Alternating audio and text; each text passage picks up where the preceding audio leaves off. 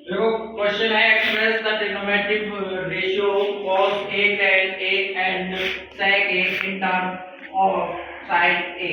अभी भी इसके साथ क्या दे रखा है, a दे रखा है। तो हमें क्या करना है, पहले एक ट्रायंगल बना लेना है राइट एंगल 90 डिग्री का, एंगल a b c, ठीक है।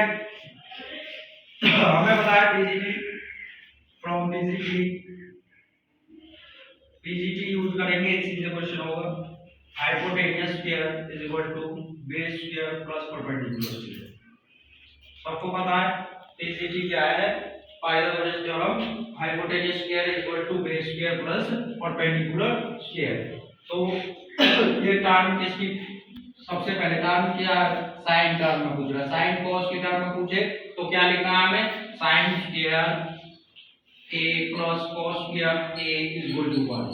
ये फार्मूला होता है साइन के टर्म में, साइन और cos की दोनों के टर्म में पूछे तो इससे निकालेंगे, ठीक है। दूसरा होता है यदि tan और सेकंड की टर्म में निकाले तो 1 + tan square is equal to secant square वाला फार्मूला। यदि cot और cosecant की टर्म में पूछे तो हमें यहाँ पे क्या लिखना है, 1 + cot is equal to cosecant, ठीक है। तीनों के लिए है। अब यहाँ पूछ रहा है कि इन टर्म ऑफ साइन, तो किसके लिए, cos और tan और sec के लिए। पहले इसको रख लेते हैं राइट एंगल में, बहुत से बच्चे ऐसे ही कर देते हैं, सीधे सीधे रट्टा मार के ले हम दी होगी, ठीक है। तो हमें सबसे पहले ये है साइन स्क्वायर किसके लिए आ गया, बेस के लिए, तो बेस के लिए लिख दिया साइन स्क्वायर। cos स्क्वायर किसके लिए आ गया, परपेंडिकुलर के लिए, और 1 के लिए क्या आ गया, हाइपोटेन्यूस, ठीक है।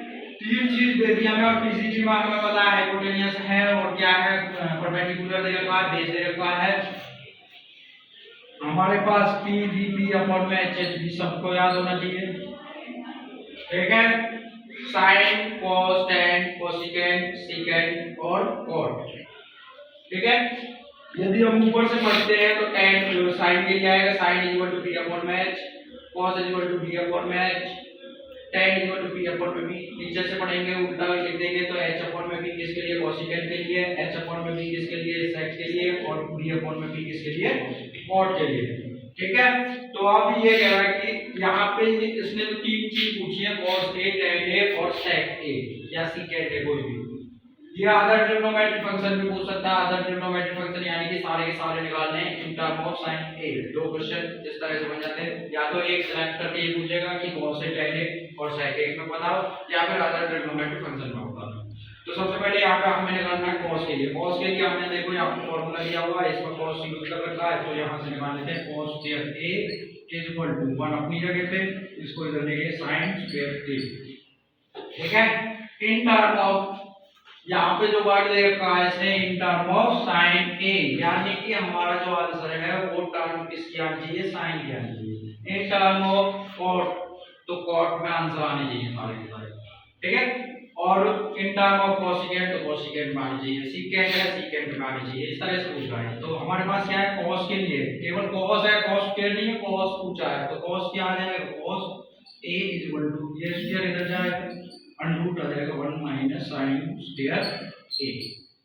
अब देखो cos के लिए आ गया 1 माइनस 1 तो कांस्टेंट है, साइन स्क्वायर यानी कि साइन क्या है, साइन में आंसर आ गया, ठीक है।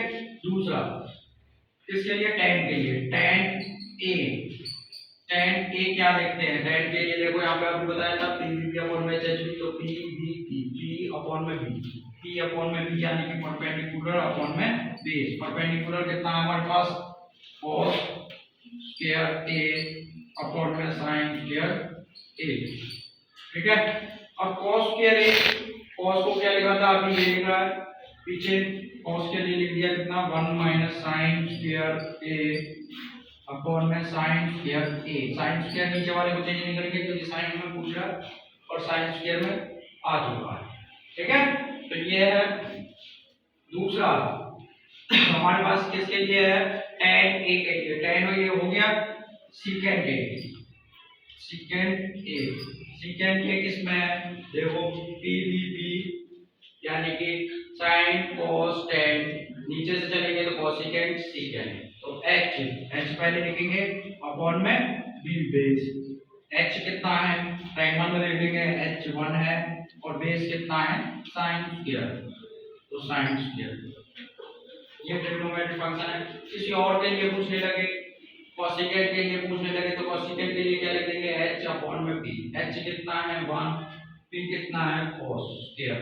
cos स्क्वायर को फिर एज इट इज ओपन कर देंगे 1 minus sin square a, 1 minus sin square a लिख के sin स्क्वायर में आंसर आने चाहिए तो sin में आंसर आए।